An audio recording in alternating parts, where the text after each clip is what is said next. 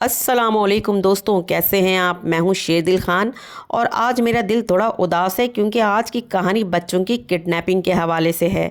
बच्चों से मैं बहुत प्यार करता हूं क्योंकि मेरा मानना है बच्चे बहुत प्यारे होते हैं। ये मेरे बचपन की कहानी है। एक बार मैं नदी पर पानी पीने गया तो दो मछलियां आपस में बातें कर रही थीं। क्या तुम सच कह रही हो? हाथी भाई का जंबो गायब है? हाँ हाँ, तुम्हें किसने बताया नहीं? बहुत परेशान थे वो, पूरे जंगल में ढूंढते फिर रहे हैं उसे। ये बात सुनकर तो मेरे पैरों के नीचे से ज़मीन ही निकल गई क्योंकि जंबो मेरा बहुत अच्छा दोस्त था। मैं बहुत उदास था, रोने लगा। वो अपनी मामा बाबा को याद कर रहा होगा। जंबो तुम कहाँ हो? कितने जालिम होते हैं ये लोग जो बच्चों को माँ बाप से अलग कर देते हैं। उफ़। अभी मैं ये सोच ही रहा था कि सामने से एक और हाथी आ गया और उसने मुझसे कहा, चलो मिलकर जंबो को ढूंढते हैं, वो गायब है। मैंने कहा, हम अपने बाबा के पास चलते हैं, बाबा ही कुछ कर सकते हैं क्योंकि वो जंगल के बादशाह हैं, वो ज़रूर उसको ढूंढेंगे। मगर बाबा के सामने मैं अपना दुख बर्दाश्त नहीं कर सका और रो पड़ा।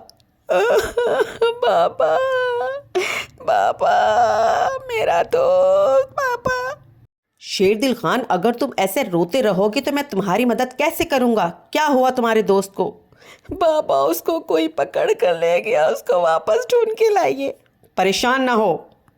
बाबा ने फौरन ही जंगल के सारे जानवर को मीटिंग पे बुलाया और हुक्म दिया, सुन लो सारे के सारे, ये इंसानों की बस्ती नहीं, मेरा जंगल है और यहाँ मेरा कानून चलता है। मैं यहाँ पे किसी के साथ ज्यादती नहीं कर सकता, जुल्म होते नहीं देख सकता।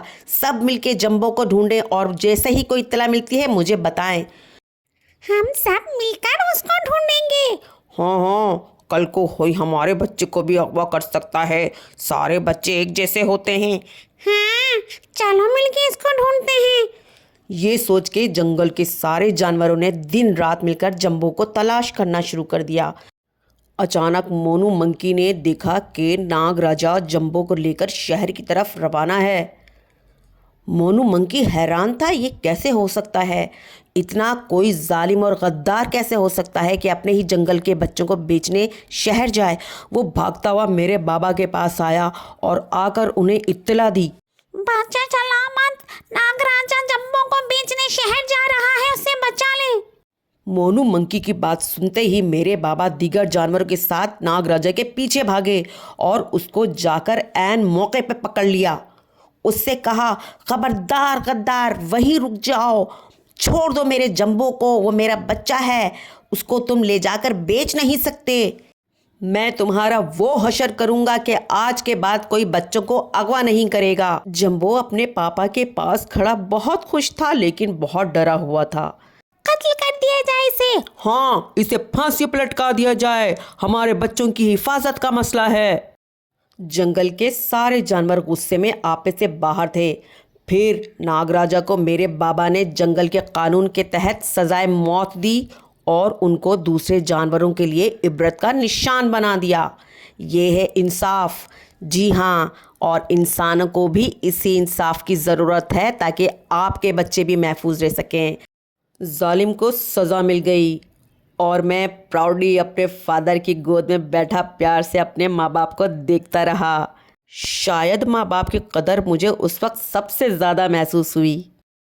जंबो तो मिल गया था दोस्तों, लेकिन आज मैं उदास हूँ उन बच्चों के लिए जिनको शहर में अगवा किया जाता है और फिर मार दिया जाता है।